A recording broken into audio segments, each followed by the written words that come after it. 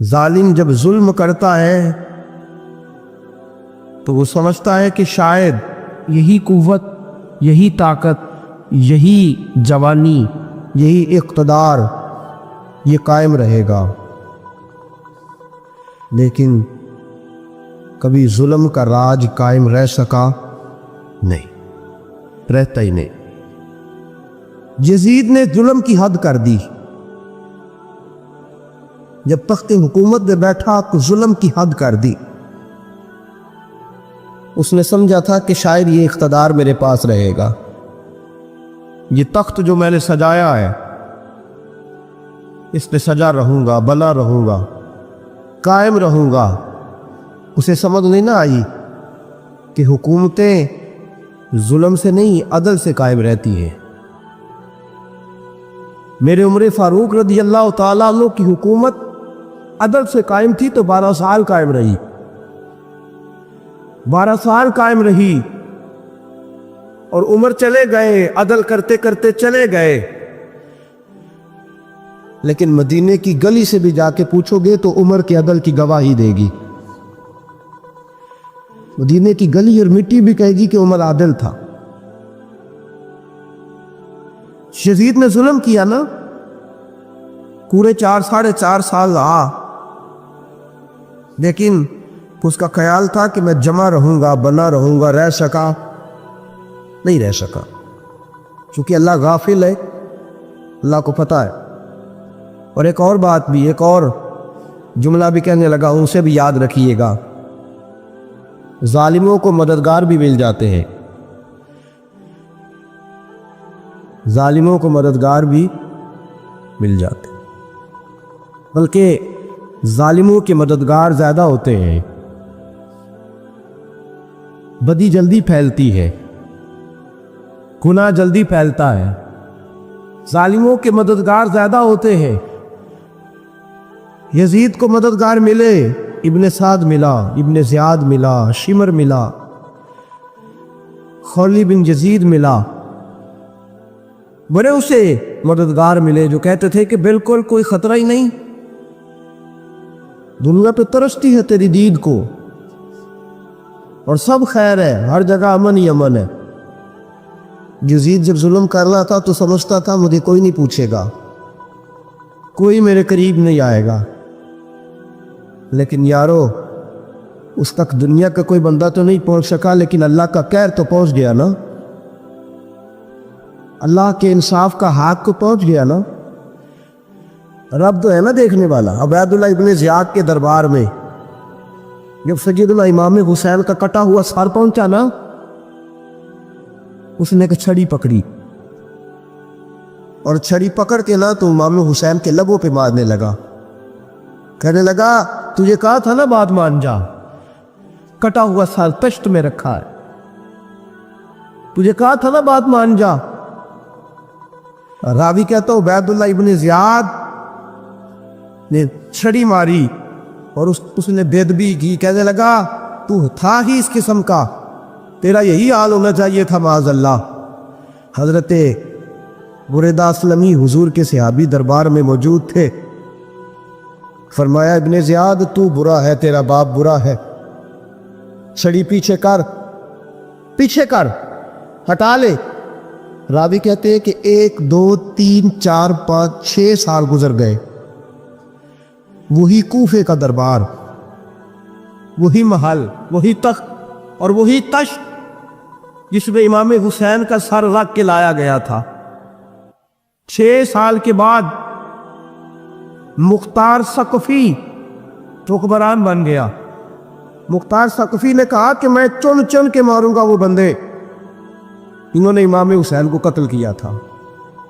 1 نہیں 2 نہیں 4 نہیں 6000 بندہ مارا اس نے، چن چن کے۔ مختار ثقفی نے ابراہیم بن مالک کو بھیجا، فرمایا جاؤ قتل کر کے لاؤ۔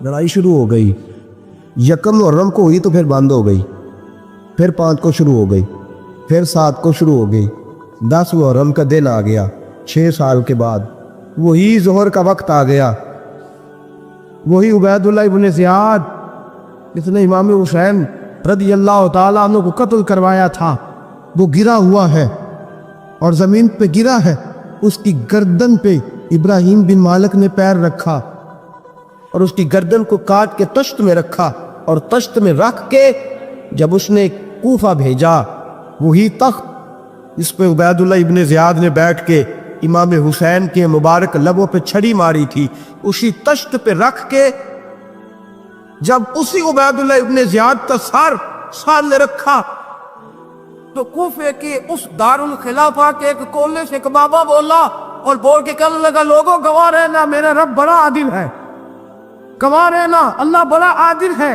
چیختا ہے، کولے سے پکارتا تھا تو لوگوں عدل ہو گیا، انصاف ہو گیا، عدل ہو گیا، انصاف، دیکھو دیکھو۔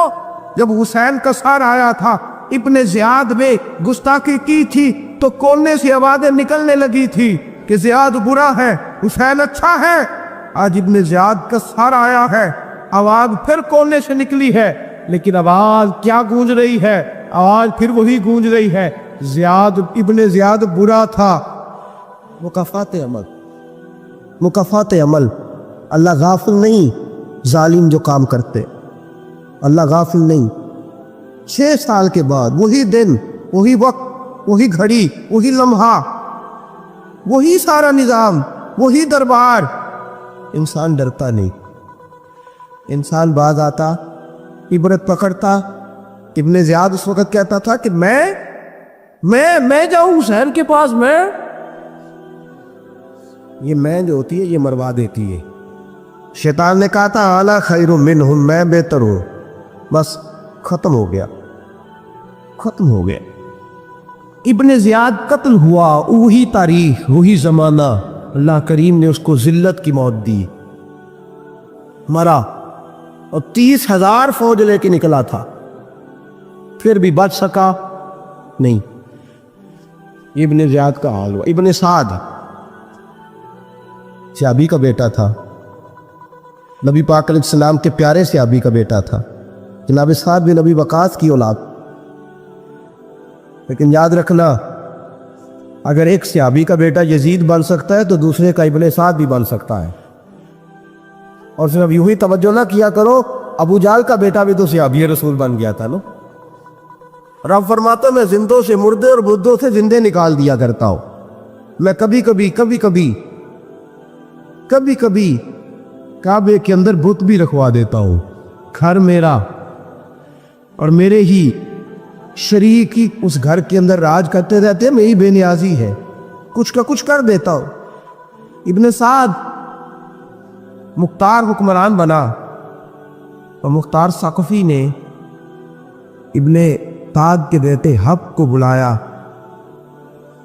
اور مزے کی بات یہ ہے کہ مختار جو بعد میں حکمران بنا نا، بڑی یاری چیز کی ابن سعد کے ساتھ۔ جتنے قاتلان امام حسین تھے وہ کوفہ چھوڑ کے بھاگ گئے، دوڑ گئے۔ اور ایک بات یاد رکھنا، ظالم بزدل ہوتا ہے، ظالم بزدل ہوتا ہے، اس کے اندر وہ اطمینان نہیں ہوتا، ڈر لگتا۔ بھاگ گئے سارے کوفہ چھوڑ کے، لیکن ابن سعد نے کہا مختار میرا یار ہے، مجھے کچھ نہیں کہے گا۔ اس کے گھر والوں نے سمجھایا کہ تو دوڑ جا، تیرا تو ظلم بھی بہت زیادہ ہے، دوڑ جا تو۔ اس نے کہا نہیں میرا یار ہے، مجھے کچھ نہیں کہے گا۔ اس نے کہا تو نبی پاک کے نواسوں کا نہیں بنا، تو تیرا یار تیرا بنے گا۔ تو رسول پاک علیہ السلام کے خاندان کا نہیں بنا، ان کا تو نے احترام نہیں کیا، یاری کا۔ اس نے کہا نہیں مجھے کچھ نہیں کہنے والا، تم چھوڑو اس بات کو۔ حق کو پیغام بھیجا، بیٹا آیا۔ مختار نے کہا تیرا باپ کدھر ہے؟ اس نے کہا جی ابا جی اب باہر نہیں نکلتے، بس گھر کے کونے میں بیٹھ کے اللہ اللہ کرتے ہیں۔ اس نے کہا اچھا کیا کرتے؟ کہا جی گوشہ نشین ہو گئے۔ اس نے کہا اب تیرا باپ گوشہ نشین ہوا ہے؟ اب گوشہ نشین ہوا ہے؟ بھیڑیے سے لومڑی نے کہا کہ جاؤ شکار کر لو، تو بھیڑیا کہنے لگا بوڑھا ہو گیا تھا نا، بھیڑیا کہنے لگا نہیں میں نیک ہو گیا ہوں، میں نے شکار کرنا چھوڑ دیا ہے، میں کسی جانور کو تنگ نہیں کرتا۔ تو لومڑی کہنے لگی نہیں بادشاہ سچی بات کر، اب تجھ سے دوڑا ہی نہیں جاتا، اب شکار پکڑا جاتا، اب تجھ سے دوڑا نہیں جاتا، پکڑ، اب تیرے اندر آج بھی طاقت آئے تو کم کرے نہ، تو اب بھی چھوڑنے والا، اب تجھ سے دوڑا نہیں جاتا۔ ملا رومی فرماتے ہیں بوڑھا ہو کے تو بھیڑیا بھی نیک ہو جاتا ہے۔ جتنی مرضی نمازیں پڑھے، جتنے مرضی روزے رکھے، جتنی مرضی نفل پڑھے، سارا کچھ کر لے، لیکن اللہ کبھی حسین کے گستاخ کو معاف نہیں کرے گا، کبھی نہیں معاف کرے گا۔ اس لیے کہ جو حسین کا بے ادب ہے وہ دراصل رسول پاک کا بے ادب ہے، اللہ اسے معاف کرے گا۔ اس ظالم میں اس نے ظلم کیا، ابھی 6 سال ہی تو گزرے تھے، 6 سال ہوئے صرف۔ ابن سعد بھیجا بیٹے کو، کہا جا اب اپنے باپ کو جا کے کہہ یہ مختار بلاتا ہے، بات سنے آ کے۔ ڈر گیا، میں نے کہا ظالم بزدل ہوتا ہے نا، کہنے لگا اس سے جا کے کہو میں نہیں آ سکتا، بیمار ہوں۔ میں نے کہا چلو وہ نہیں آ سکتا تو ہم تو جا سکتے ہیں نا، ہم تو جائیں گے نا۔ ابن سعد نے بھیجے 10-12 بندے، فرمایا جاؤ زندہ نہ لے کے آنا، میرے پاس زندہ نہ لے کے آنا۔ گئے، بیٹے کو حفص کو گرفتار کر کے کھڑا کر دیا، اور جناب یہ جو ابن سعد تھا اس کو بھیجا، کہا جب تم اس تک پہنچو نا تو جا کے گردن مارنا اس کی، اور مجھے اس کی وجود نہیں دیکھنا، صرف کٹا ہوا سر دیکھنا ہے۔ گئے، جا کے اس کو پکارا، کہا مختار نے بھیجا ہے مارنے کے لیے۔ کہنے لگے مختار مجھے نہیں مار سکتا، میرا یار ہے۔ ابن سعد کہتا مختار مجھے مار سکتا، میرا یار ہے۔ ان فوجیوں میں سے ایک فوجی کہنے لگا اگر تم محمد کے نواسے کو مار سکتا تو تجھے بھی تیرا یار مار سکتا ہے صلی اللہ علیہ، اگر تو رسول پاک صلی اللہ تعالی علیہ وسلم کے نواسے کو قتل کر سکتا ہے، تو نے نبی کا حیا نہیں کیا، وہ یاری کا حیا کیوں کرے؟ تو نے ظلم کیا ہے، اب دیکھ تیرا حال کیا ہوتا ہے۔ گرفتار کر لیا، منتیں کرتا رہا۔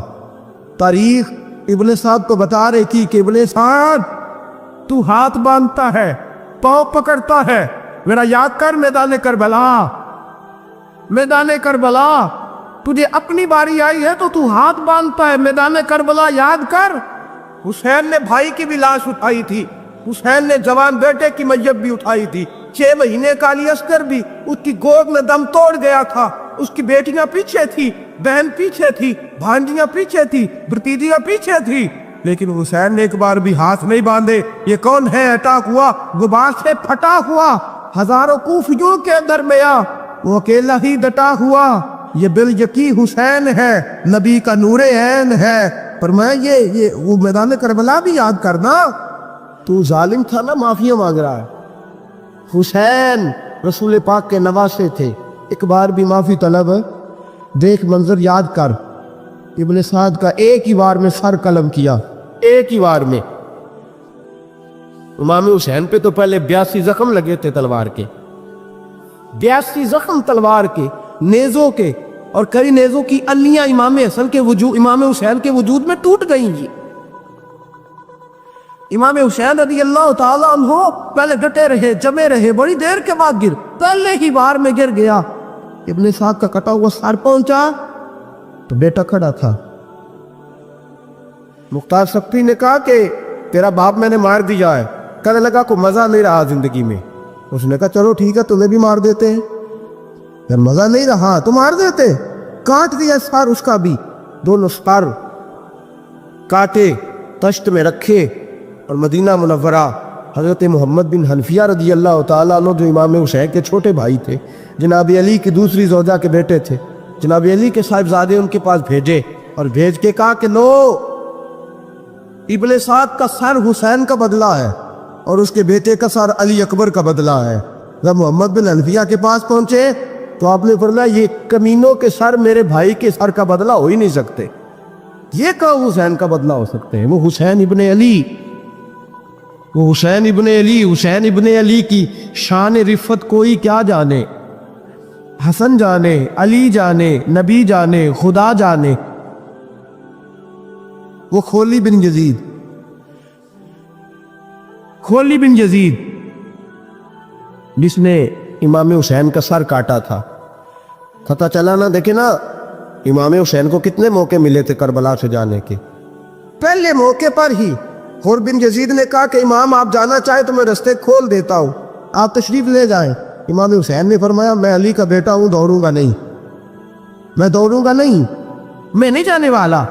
خولی بن یزید دوڑ گیا، کوفہ چھوڑ کے دوڑ گیا، اور کسی دور دراز علاقے میں جا کے ڈیرا لگا لیا۔ پھر وہاں سے واپس آیا کہ کسی نے کہا عمل ہو گیا، آ گیا دوبارہ کوفے۔ مختار کو پتہ چلا کہ آ گیا ہے، پھنس گیا ہے، گھر پہنچ گیا ہے۔ اس کی بیوی جو تھی نا خولی بن یزید کی، بڑی محبت کرتی تھی نبی پاک کے خاندان کے ساتھ۔ اس نے پیغام بھیجا، اس نے کہا آ گیا ہے گھر۔ بندے بھیجے، کہا جاؤ خولی کو پکڑ کے لاؤ۔ مختار نے کہا جلدی لاؤ۔ حکمران نے حکم دیا، لاؤ پکڑ کے گئے۔ گھر کے اندر گئے تو چھپ گیا۔ چھپا کہاں؟ ٹوکرے کے نیچے۔ میں نے کہا ظالم بزدل ہوتے، ایک ٹوکرے کے نیچے چھپ گیا۔ بیوی سے کہنے لگا، ان سے کہنا میں گھر کوئی نہیں، ان سے کہو میں گھر ہے نہیں۔ بیوی کرنے لگی چلو ٹھیک ہے۔ دروازے پہ گئی، وہ کہنے لگے وہ خولی بن یزید کو گرفتار کرنے آئے ہیں۔ منہ سے پکار کے کہنے لگی گھر کوئی نہیں، منہ سے، اور ہاتھ کے اشارے سے کہنے لگی وہ ٹوکرے کے نیچے چھپا ہوا ہے۔ منہ سے کہنے لگی کوئی نہیں گھر، تاکہ سن لے، اندر سن لے۔ منہ سے کہنے لگی کوئی نہیں، ہاتھ کے اشارے سے کہنے لگی چھپا ہوا ہے ٹوکرے کے نیچے۔ گئے، جا کے ٹوکرا ہٹایا، اپنے پاس بہت ساری دولتیں اور جائیدادیں وہ ساری دے دی۔ کہنے لگا یہ میرے پاس کتنا پیسہ ہے، یہ بہت سے کاغذات ہیں، یہ کتنے زیورات ہیں، لے لو، مجھے چھوڑ دو۔ انہوں نے کہا وہ حکومت کدھر ہے جس کے لیے تم نے حسین کا سر کاٹا تھا؟ کدھر ہے وہ تمہارے تخت، اور کدھر گئی وہ تمہاری سلطنتیں، اور کدھر گئی وہ تمہاری دولت اور اقتدار، اور کدھر ہے وہ تمہارا اسلحہ جس کی بنیاد پر تم نے رسول پاک کا خون میدان کربلا میں بہایا تھا؟ وہ ہمارے سامنے لے کے آ۔ کہنے لگا یہ تھوڑے سے انعامات جو میں نے اکٹھے کیے تھے، یہ دنیا کی گندی دولت، اس کے لیے میں نے میدان کربلا میں امام حسین کا مبارک سر، مبارک تن سے جدا کیا تھا، لے لو، مجھے چھوڑ دو۔ انہوں نے کہا نہ دنیا میں لے تجھے چھوڑیں گے، اور نہ اللہ ہی تجھے قیامت کے دن چھوڑے گا۔ گرفتار کر کے لائے، گرفتار کر کے لائے۔ مختار نے کوفے کے بازاروں کے اندر اعلان کیا کہ آؤ باہر نکلو، تمہیں بتاؤ حسین ابن علی کا خاندان گرفتار کر کے انہی کوفے کی گلیوں میں پھرایا گیا تھا نا، یہی گھمایا گیا تھا، آؤ تمہیں دکھاؤں خدا کا انتقام اور اللہ تبارک و تعالیٰ کا انصاف تمہیں دکھاؤں، آؤ میدانوں میں نکلو، گھروں سے باہر آؤ۔ مختار ثقفی اگرچہ بندہ آباد میں یہ بھی ٹھیک نہ نکلا، لیکن بعض اوقات میرے نبی پاک علیہ السلام نے فرمایا اللہ اپنے دین کا کام اپنے نافرمان سے بھی لے لیا کرتا ہے۔ اس نے کام لینا ہو فاسق سے بھی لے لیتا ہے، اللہ نے لے لیا کام۔ نکلو میدانوں میں، نکلے باہر، چوک بھر گئے، گلیاں بھر گئی، کوفے کے محلات بھر گئے۔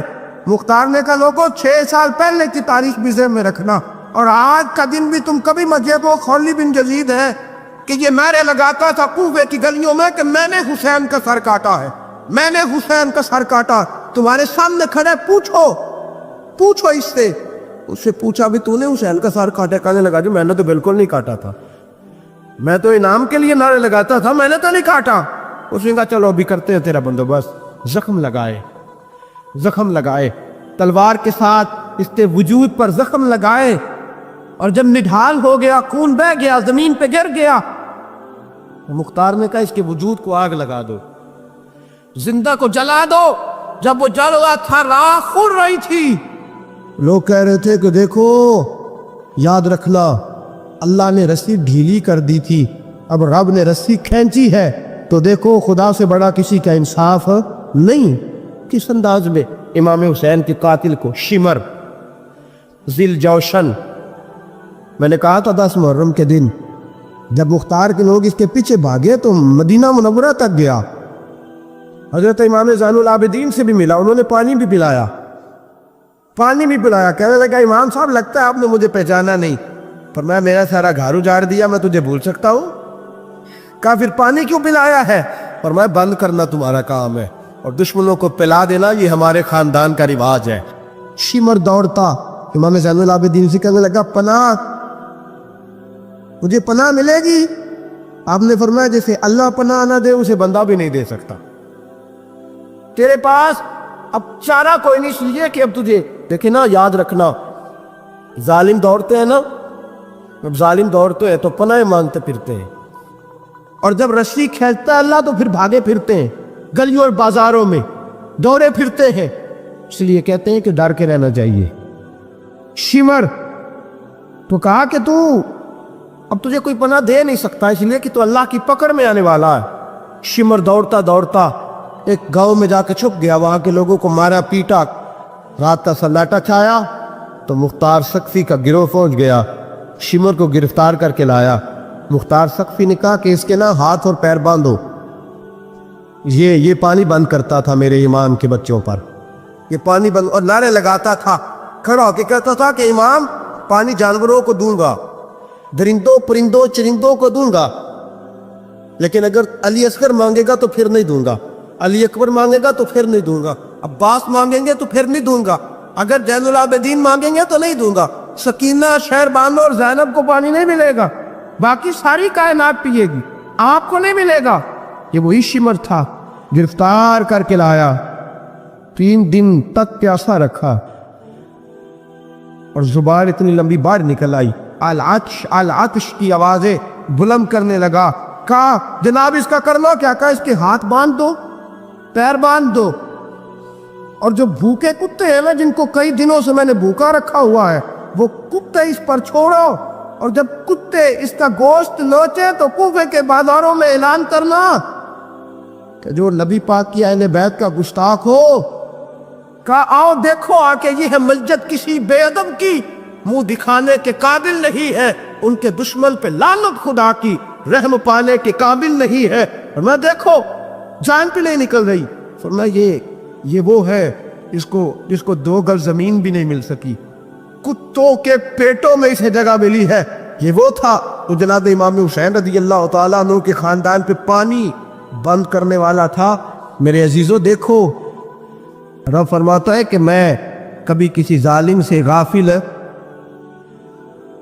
जिस आदमी के पीछे मौला अली नमाज पढ़ते हैं वो बंदा तुझे कबूल क्यों नहीं, जिस अबू बकर सिद्दीक के पीछे वो नमाजें पढ़ते हैं तुझे क्यों नहीं कबूल, जिस उमर के वो मुशीर बनते हैं तुझे क्यों नहीं हजरत उमर कबूल, और जिस उस्मान गनी के बारे में मौला अली की ये राय है कि इमाम हसन और हुसैन को तलवारें दे के हजरत उस्मान के दरवाजे पर खड़ा करके कहा बेटा यहाँ खड़े रहना, कोई दुश्मन उस्मान के करीब ना आने पाए, तो जिस उस्मान के हजरत अली मुहाफिज है तुझे वो उस्मान क्यों कबूल नहीं। याद रखो, हम लानत भेजते हैं फिरका वारियत पर, उम्मत को तबाह करते हैं वो लोग जो फिरका वारियत पैदा करते हैं। लेकिन आपको बताऊं, जिस जमात से आपका ताल्लुक है ना, उस जमात की उम्मत मुस्लिमा को ज़रूरत है। क़यामत भी 10 मुहर्रम को आएगी, जुमे का दिन होगा, तो मैं आज दिल को हाजिर नाजर रख के, अपनी तबीयत को हाजिर पा के बाशऊर आपको कह रहा हूँ, जाग के सुनना खुदा का वास्ता। आप उस जमात से ताल्लुक़ रखते हैं, अगर काफिर के सामने इस्लाम का कुछ चेहरा पेश हो सकता है तो सिर्फ सुन्नी का चेहरा पेश हो सकता है, ख़त्म हो गई बात। वरना कोई सहाबी का बेअदब है, कोई अहले बैत नबुव्वत का, आज मुझे कह लेने दो, खुल के कह लेने दो। लोग दलीलें देते फिरते हैं, कहते हैं जी एक वो पेंट कोट वाला मौलवी है, उसने ऐनक भी लगाई है, दाढ़ी भी रखी है, पेंट कोट भी पहनता है, उसने जी 1500 बंदा एक दिन मुसलमान कर दिया, एक दिन 1000 मुसलमान कर दिया। पर पता है वो बदबख्त कहता क्या है? वो कहता है अमीरुल मोमिनीन यजीद रज़ी अल्लाह तआला अन्हु, मैं क्या करूं उसके 1500 मुसलमान को या 2000 उसके कलमा, और वो ये बड़ी दलीलें देता है, वो दलीलें संभाल के रखे, वो दलीलें से जो जी बड़े लोग उसके साथ होते हैं। तो करबला के मौके पर ज्यादा लोग यजीद के साथ थे, ज्यादा लोग, हम कसरत के कायल नहीं, हम हक के कायल हैं। हम अब छोड़ दो बात, दलाइल की तरफ आओ। अजीब तमाशा है। और एक मौलवी साहब उसकी हिमायत कर रहे थे, कहते नहीं बंदा ठीक है, वो भूल गया था, असल में कसूर उबैदुल्लाह इब्ने ज़ियाद का था, असल में गलती अमर बिन साद की थी, तो यजीद को ज़्यादा इल्ज़ाम नहीं देना चाहिए। मैंने कहा बड़ी तुम्हारी करीबी रिश्तेदारी है यजीद के साथ, तो अल्लाह से दुआ क्यों नहीं मांगते कि तुम्हारा अशर यजीद के साथ करे? मांगनी चाहिए ना दुआ। क्या ख्याल है आपका? हम अल्हम्दुलिल्लाह जुमे वाले दिन मस्जिद में बैठ के दुआ करते हैं, या अल्लाह हमारा अशर इमाम हुसैन के गुलामों में करना। तो तू भी करना, जुर्रत है, कर जुर्रत है। हमारी जुर्रत देख, हम ये नहीं कहते उनके साथ कर, हम कहते हैं या अल्लाह हमारा अशर उनके ہماری ضرورت دیکھو، ہم ان کے غلاموں میں، قدموں میں، نوکروں میں بیٹھنے کو وہ دعا مانگ رہے ہیں، یا اللہ ہمارا ان کے غلاموں میں، غلاموں کے تو بھی ضرورت کر دلیری، کر ضرورت کہ یا اللہ میرا حشر یزید کے ساتھ کر دلیری۔ اگر اتنا ہی اچھا تھا تو بے شرمو اتنا ظلم نہ کرو، اتنی زیادتی، اتنا ظلم نہ کرو، یہ ظلم ہے۔ امام حسین جمعے والے دن خطبہ پڑھنے لگے، جمعے سے پہلے امام حسین نے خطبہ پڑھا اور آپ نے ایک جملہ کہا جو ہمیشہ یاد رکھا جائے گا۔ آپ نے فرمایا یزید کو جا کے بتا دو کہ مجھ جیسا تجھ جیسے کی بیعت نہیں کر سکتا۔ او کیا فکرہ ہے امام علی مقام کا۔ فرمانے لگے مجھ جیسا تجھ جیسے کی بیعت، اور آپ فرمانے لگے بتاؤ اس وقت پوری دنیا میں کوئی نبی کا نواسہ موجود ہے میرے سوا؟ حضرت آدم سے لے کر مصطفیٰ کریم تک اس وقت پوری دنیا میں کوئی نبی کا نواسہ ہے؟ اور فرمایا اگر میں ہی ہوں پوری کائنات میں، لوگ کہتے ہیں فلانا علامہ صاحب کی تبلیغ بڑی ہے، ہم سے بڑا کون ہوگا تبلیغ کی بات کرنے والا؟ لیکن ڈرو اللہ سے، ڈرو، گمراہ نہ کرو قوم کو۔ یہاں تباہی اتر گئی ہے، کوئی بڑی داڑھی رکھ کے معاذ اللہ تعالیٰ اہل بیت کے بارے میں بکواس کرتا ہے، اور کوئی بالکل داڑھی مڈا کے نلدا سر کر کے ممبروں پہ ناچتا ہے اور صحابہ کے بارے میں بکواس کرتا ہے۔ میرے مصطفیٰ کے پاس اگر ابو بکر آئے ہیں تو وہ بھی شان والے ہیں، اور اگر بی بی عائشہ صدیقہ ان کے بستر پہ رہی ہے تو وہ بھی شانوں والی ہے۔ مولا علی شیر خدا کے بارے میں جو بات کرے پکا بے ایمان ہے۔ عجیب تماشا لگ گیا ہے جی، جو رب نبی پاک کے جسم کے قریب مکھی نہیں آنے دیتا وہ گندا بندہ حضور کے قریب آنے دیتا ہے؟ عجیب تماشا ہے، امت کو تباہ کر رہے ہو، کافر کو موقع دے رہے ہو یہ کہنے کا یہ تمہارے نبی کے پاس بیٹھنے والے ٹھیک نہیں تھے۔ اگر حضور کے پاس بیٹھنے والے ٹھیک نہیں تھے تو بعد والے کیسے ٹھیک ہو گئے؟ تو یہ بعض آمد ہے، یہ ان بے شرموں کو یہ امت میں تفرقہ ڈالتے، بے حیائی کرتے ہیں۔ سنو اور یاد رکھو، حضرت امام حسین نے خطبہ پڑھا نا جب جمعے والے دن، فرمایا مجھے پہچانو تو میں کون ہوں؟ تو عمر بن سعد بولا، پکے نمازی بولے۔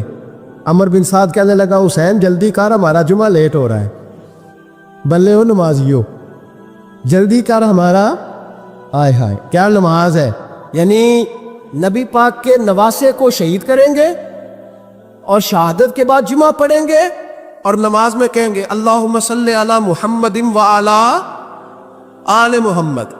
ان کو شہید کر کے قتل کر کے جمعے کا خطبہ دیا جا رہا ہے اور نماز پڑھی جا رہی اللہم صلی علی محمد وعلی۔ تو میرا سنی بڑا بولا ہے، کہتا ہے جی وہ زیادہ نمازیں پڑھتے ہیں۔ زیادہ نمازیں تو عمر بن سعد بھی پڑھتا تھا۔ تو بولا او خدا کے، دیکھیں نا جتنی نماز کی اخلاق کی بات شاید میں کرتا ہوں، آپ کو جماعت میں کم لوگ ملیں گے، لیکن یاد رکھنا نماز عقیدہ نہیں، روزہ عقیدہ نہیں، عقیدہ حسین ہے، عقیدہ حسن ہے، عقیدہ علی ہے، عقیدہ عثمان غنی ہے، عقیدہ عمر فاروق ہے۔ میں اس شخص کو کیا کروں؟ مجھے اس شخص کی کیا ضرورت ہے جو ممبر پہ بیٹھ کے کہتا ہے حسین ابن علی باغی تھے؟ وہ شخص، اس کی نماز میں روزہ حج زکوٰۃ دیکھا جائے گا؟ آؤ قرآن مجید سورہ شورا آیت نمبر 23، گھر جا کے قرآن مجید کھولو، یہ والی آیتیں بھی پڑھا کرو، یہ والی بھی کھولا کرو۔ صحابہ جمع ہو کے نبی پاک کے پاس آئے، عرض کی یا رسول اللہ صلی اللہ علیہ وسلم آپ کے خرچے زیادہ ہیں، آمدن کا ذریعہ کوئی نہیں۔ جس طرح آج لوگ ہر پیر صاحب سے نہیں پوچھ رہے، علامہ صاحب سے، کہ آپ کام کوئی نہیں کرتے، کپڑے پھر بھی سفید پہنتے ہیں، کیا ذرائع آمدن ہے، پھر بھی آپ گاڑی میں گھومتے ہیں۔ ہمارا تو پروگرام تھا مولوی بھوکا مر جائے، پر اس کے پاس آتے ہیں تو یہ تازی چائے پلاتا ہے، کیا مطلب کس طرح کا رویہ ہے؟ صحابہ کے بار وہ یہ نہیں سوچتے تھے آتے کہاں، وہ کہتے تھے آگے بڑھ کے حصہ ڈالے۔ وہ سارے آگے بڑھے، کہا یا رسول اللہ صلی اللہ علیہ وسلم اخراجات زیادہ ہیں، ذرائع آمدن بظاہر کوئی نہیں، نذرانوں پہ اعتراض نہ کیا کرو، نذرانہ دینا نبی پاک کی سنت ہے، نذرانہ قبول کر لینا نبی پاک کی، بولو حضور کی سنت ہے۔ تو صحابہ جمع ہو کے آئے، ایک جگہ پہ میٹنگ کی، کہا تھوڑے سے پیسے ہر مہینے پیش کریں گے۔ تو حضور سے بات کون کرے گا پیسوں کی؟ کہا ہم نے نہیں کرنی، نبی پاک کے چچا جناب عباس کریں گے۔ حضرت عباس رضی اللہ تعالیٰ عنہ کے ذمے لگایا گیا، جناب عباس آئے، حضرت عباس رضی اللہ تعالیٰ عنہ پیسے لے کے آئے، اور سیانے بندے تھے، انہوں نے بڑی سمجھداری والی عقل مندی والی بات چھیڑی. یہ نہیں کہا کہ حضور ہم یہ نذرانہ دیں گے. کہنے لگے یا رسول اللہ ہمیں پتہ ہے آپ کی مذہبی مصروفیت اتنی ہے کہ آپ کو ٹائم نہیں ملتا کاروبار کرنے کا.